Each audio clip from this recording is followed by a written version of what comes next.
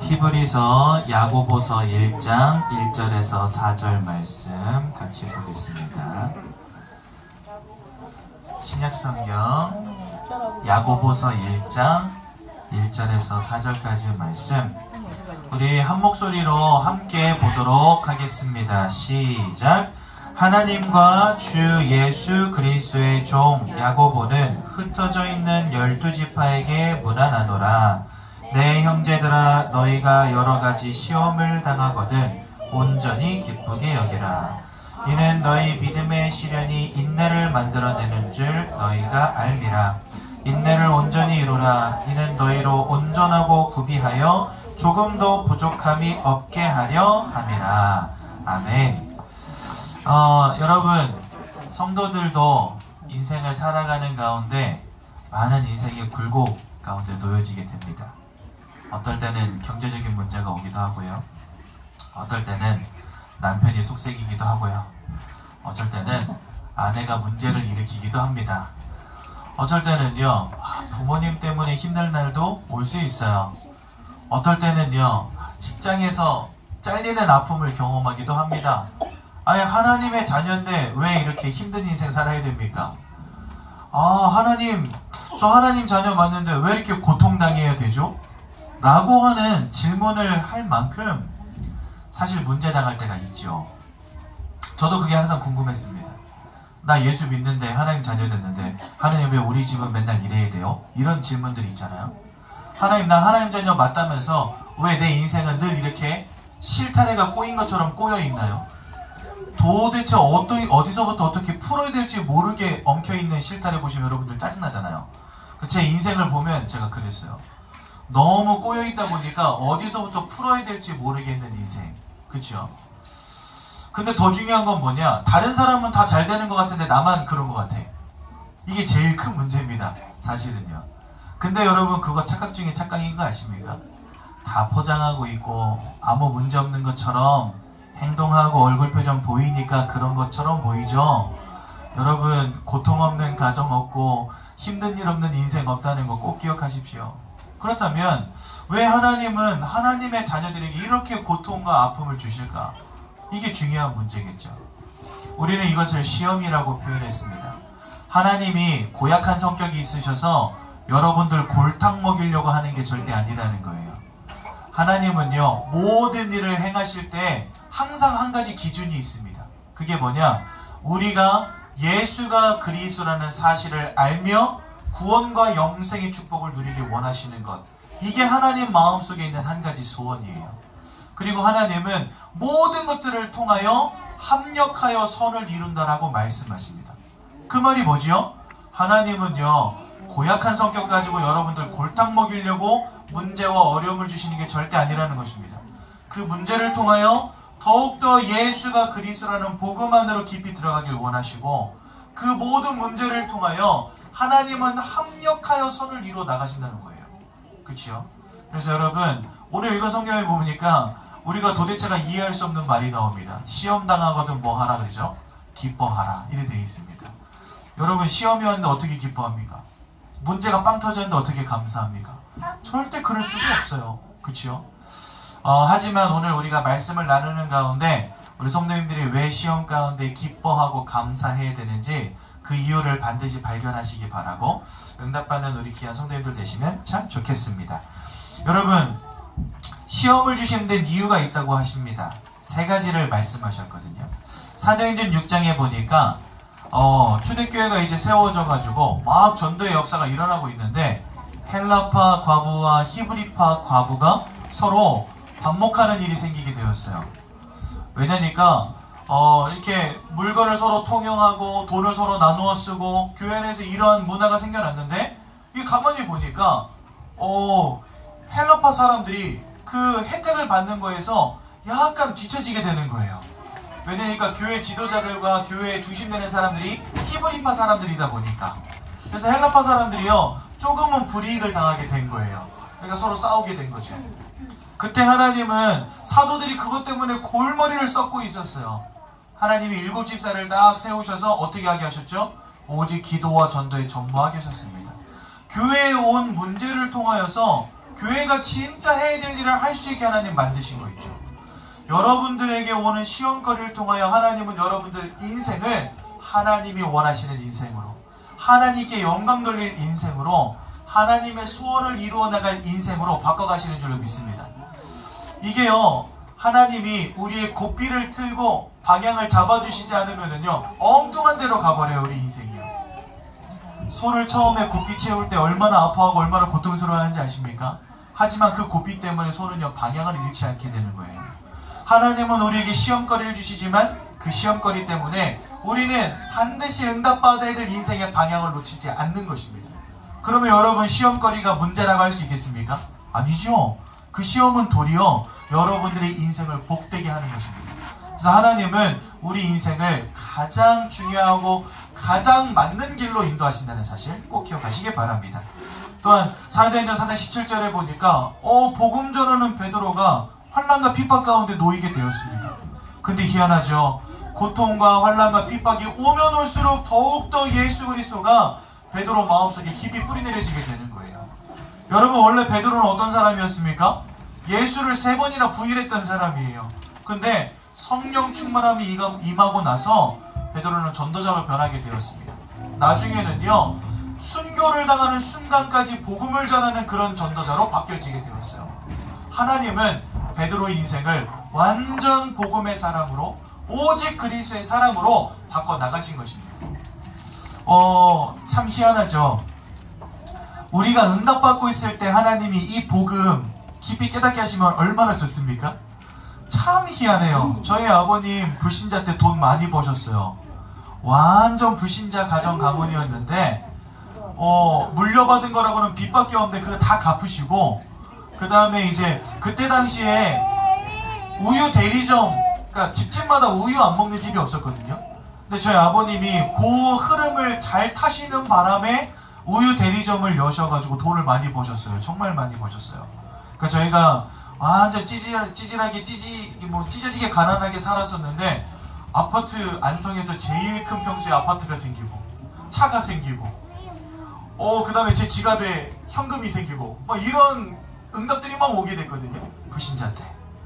그런데 그렇게 하다가 저희 아버님 어머님이 교회를 다니기 시작한 겁니다. 교회 다니자마자 무너지기 시작하는데 휴가 나오니까 집이 옮겨져 있어요. 그러면 제가 휴가 나오기 전에 주소를 알려줘야 될 거 아니에요. 주소도 안 알려줘. 옛날에 살던 집에 갔더니 우리 집이 아니야.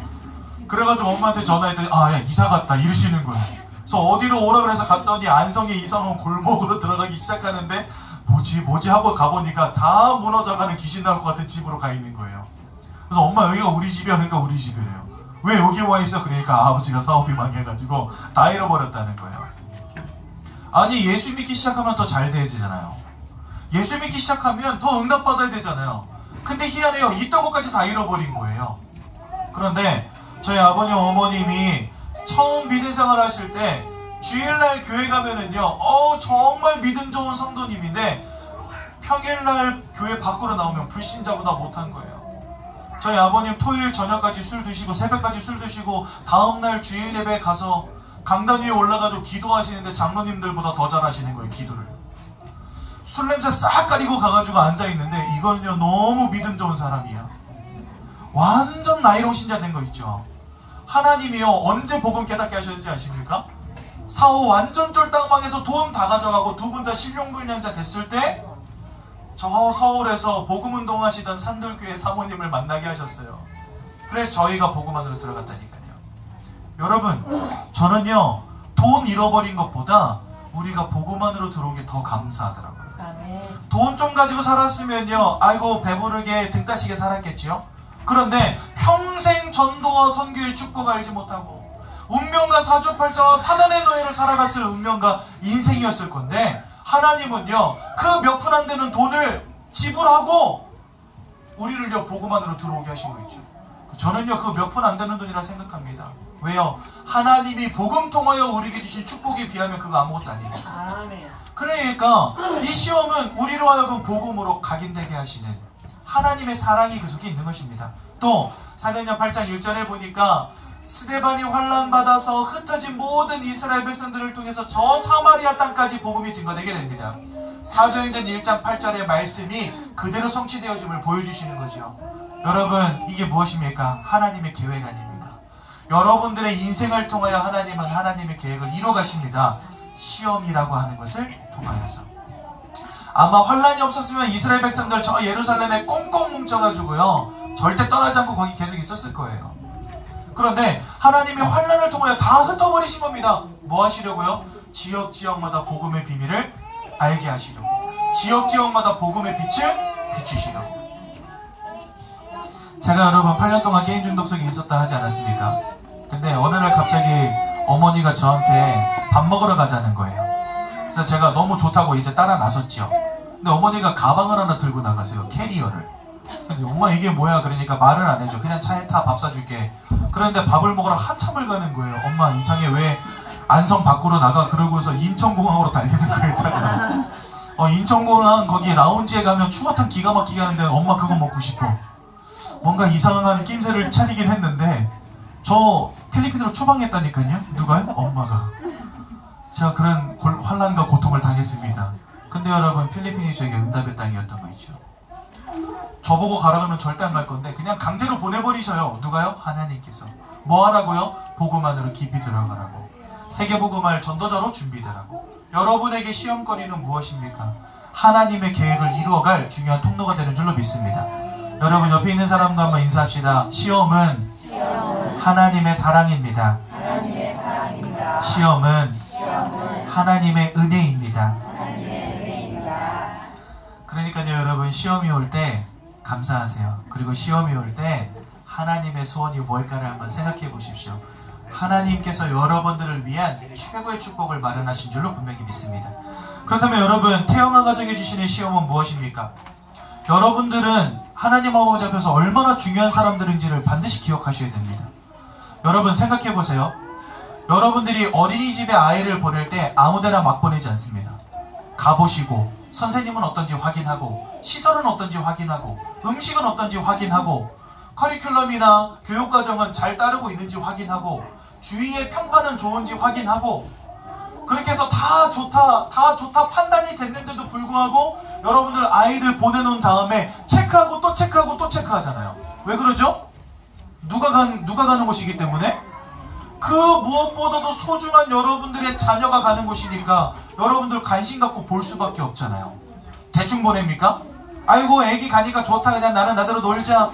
물론 이런 분들도 있을 수 있지만, 아이를 보낼 때는요 그냥 보내지 않습니다. 모든 거 꼼꼼하게 따져보고 다 보낸다니까요. 여러분, 저희 교회 선교원 처음 시작했을 때 몇 명으로 시작했는지 아세요? 4명. 근데 그때 광고 많이 했습니다. 우리 선교원 하니까 오라고. 근데 아무도 안 보내시는 거예요. 누가 보내니까 누가. 이제 막 시작하는데 단 봐야죠. 그래서요, 첫 해에는 4명이었는데 그 4명이 다 누구였는지 아세요? 선교원 선생님들 자녀들. 자기들이 여기서 일하는데 자기 자녀들 다른 데 보낼 수 없잖아요. 그러니까 사실 이분들도 빼오기 싫었어. 그냥 거기 계속 보내고 싶었는데 내가 선생님으로 있으니까 데려와야 되잖아요. 그래서 선생님으로 있으면서 자기 자녀들 데려왔는데 그게 4명인 거예요. 선생님 2명에 아이들 4명인데 돌아가면서 아파. 그러니까 선생님 2명에 맨날 애들 2 이렇게 수업했다니까요. 사람들이 와서 보면, 야 이게 무슨 성교원이냐 뭐냐, 그냥 가정집에서 한 가정에서 놀러 나온 것 같고 그런 느낌이었는데, 여러분 1년 지나고 선교원 속에서 하나님 주시는 응답이 발견되니까 그 이듬해 어떻게 됐죠? 20명이 넘게 와버렸어요. 지금은요 30명 넘는 아이들 와서 선교원에서 교육받고 있어요. 그 다 뭐예요? 아이들 아무데나 막 보내는 거 아니에요. 부모님들은요 다 보고 있다는 겁니다. 소중하니까. 그렇다면 여러분, 한번 바꿔 말해봅시다. 하나님의 계획이 우리 자녀들 위에 있다고 한다면 우리 자녀들은 하나님 아버지 앞에 굉장히 의미 있고 중요한 사람들이 맞지요. 그런 자녀를 하나님이 아무에게나 맡기시겠습니까? 하나님이요 그냥 아무데나 던져 놓으시겠습니까? 절대 그러는 법이 없어요. 하나님은 여러분들의 품속에 있는 그 아이들을 오직 복음으로 각인하고 세계복음을 위한 전도자로 준비시키기 위해서 하나님은 여러분들에게 그 자녀들을 맡기신 겁니다. 이 땅 위에서 복음을 전달해줄 부모는 여러분들밖에 없어요. 언약으로 각인시켜줄 부모는 여러분들밖에 없어요. 여러분들에게 시험이 왔다, 여러분들 가정에 어려움이 왔다, 절대로 걱정하지 마십시오. 왜요? 하나님의 완전하신 계획이 있는 후대가 있는 곳이기 때문에 하나님은요 그냥 두시지 않는다는 말입니다. 그래서요 시험을 통해서 하나님은 우리 부모님들에게 오직 복음으로 결론 내리게 하시고 절대적인 하나님의 계획을 보게 하시고 후대의 중요성을 깨닫게 하시는 겁니다. 여러분, 정말 사랑하는 아이에게 매를 드는 것처럼 하나님은요 여러분들을 후대를 위한 최고의 가정으로 만들기 위하여, 후대를 위하여 기도하는 부모로 만들기 위하여 때로는 시험 주신다는 사실을 기억하시기 바랍니다. 그래서요 우리 가정에 시험이 왔다 그러면은요 첫 번째로 여기에 대한 결론을 내리세요. 아, 우리 가정은 하나님 아버지 앞에서 진짜 축복받은 가정 맞구나. 아, 우리 가정은 하나님 아버지 앞에서 정말 중요한 가정이 맞구나. 우리 가정은 하나님이 사랑하시는 가정이 맞구나. 그래서 나에게 또 시험을 통하여 하나님 바라보게 하시는구나. 이 사실을 절대 잊지 마시기 바랍니다. 그러면은 여러분들 그 속에서 애통함의 눈물을 가진 기도가 시작될 줄로 믿습니다. 그래서 우리 모든 태영아 부모님들, 여러분들은 정말 축복받았다는 사실을 꼭 기억하시고요. 어려움과 문제 속에서도 하나님 바라보는 귀한 응답 누리시기 바랍니다. 제가 이렇게 태영아 사역하다 보니까요, 저는 우리 부모님들을 직접적으로 만날 기회가 별로 없어요. 근데 이제 평일에는 제 아내와 그 다음에 다른 어머니들이 자주 만나시고 소통하시는 것 같아요. 참 좋은 것 같습니다. 근데 그러다 보니까 제 아내는 항상 입을 꼭 닫고 있는데 제가 입을 열게 만들어요. 왜냐면 제가 여러분들한테 궁금하니까, 여러분들이 어떠신지 궁금하니까. 그래서 지역 모임 하고 오면 제가 물어봅니다. 오늘은 누구 만났어? 오늘은 무슨 얘기 했어? 꼬치꼬치 캐 묻다 보면 이거는 아무한테도 얘기하지 마세요 라고 두 손가락 걸고 꼭꼭 약속했던 부분이 제 귀에까지 들어오는 때가 가끔 있어요. 여러분, 항상 들어오는 건 아닙니다. 그렇게 꼭꼭 약속했던 것들이 제 귀에 들어올 때가 있습니다. 그렇게 해서 제가 듣다 보면은요, 아, 우리 태영아 부모님들 참 많은 어려움 속에 계시구나, 많은 고민 속에 계시구나, 많은 갈등 속에 계시구나, 많은 문제 속에 계시구나 라는 것들을 건너서 듣게 됩니다. 근데 여러분, 저는 그런 얘기를 들을 때마다 제 아내는요 그런 얘기하면 항상 그래요. 어떻게 해야 되지? 오빠 찾아가야 되는 거 아니야? 신방해야 되는 거 아니야? 말씀 줘야 되는 거 아니야? 변화시켜야 되는 거 아니야? 세워줘야 되는 거 아니야? 힘줘야 되는 거 아니야? 막 이럽니다. 그럼 저는요 굉장히 느긋함이 항상 여유로워요. 왜요? 하나님 하실 거니까, 하나님의 계획과 하나님의 축복이 있는 가정이니까. 그래서 꼭 말해줍니다. 여보, 걱정하지 마. 내가 아무리 걱정한다 한들 내 앞에 있는 문제와 근심거리가 사라지는 거 절대 아니야. 하지만 하나님의 완전하신 계획이 있음을 믿자. 이러면서 우리 대화를 끝냅니다. 그런데요, 시간 지나놓고 보면요 다 해결돼 있어. 뭐 해야지 전전긍긍하던 모든 부분들이요 해결되어져 있는 걸 제가 많이 보게 됩니다. 역시 하나님은 완벽하신 계획을 가지고 여러분들의 인생을 이끌어 가시는 게 분명한 것 같습니다. 그래서 자기가 가지고 있는 고민들 막 마련하는데 시간 지나놓고 보면요 다 응답으로 와 있는 거 있죠. 우린 걱정할 게 아무것도 없습니다. 항상 하나님이 나를 바라보시고 내 인생을 이끌어 가신다고 하는 믿음의 확신 속에서 그리스도만 붙잡고 승리하시기 바랍니다. 그래서 여러분, 절대로 흔들리지만 않으면 승리합니다. 완전하신 구원의 축복 속에 있는 가정이기 때문에, 하나님의 완전하신 인도 속에 있는 가정이기 때문에, 완전하신 세계복음화의 언약 속에 있는 가정이기 때문에 절대 무너지지 않습니다. 여러분, 하나님의 완전하심, 복음의 충분함, 이것을 늘 잊지 마시고 하나님 바라보며 응답받는 우리 귀한 태영아 가정 가문 되시기를 예수님 이름으로 기도드립니다. 제가 한번 기도하고 오늘 말씀 마치도록 하겠습니다. 하나님, 우리 태영아 가정을, 모든 태영아 가정들을 하나님의 완전하신 계획과 완벽하신 인도하심과 참된 축복인 구원의 은혜 속으로 인도하신 것 너무나 감사를 드립니다. 때로는 문제와 시험거리가 오지만 이 모든 것들이 하나님의 사랑과 은혜의 통로라는 사실을 잊지 않게 도와주셔서 애통한 눈물의 기도와 확신으로 승리하게 도와주시고, 특별히 우리 가정과 우리 후대가 복음 앞에서, 하나님 앞에서 얼마나 중요한 곳인지를 기억하게 도와주셔서 우리 후대들에게 오직 언약만 전달하는 귀한 태영아 부모님들 되시도록 성령으로 역사하여 주옵소서.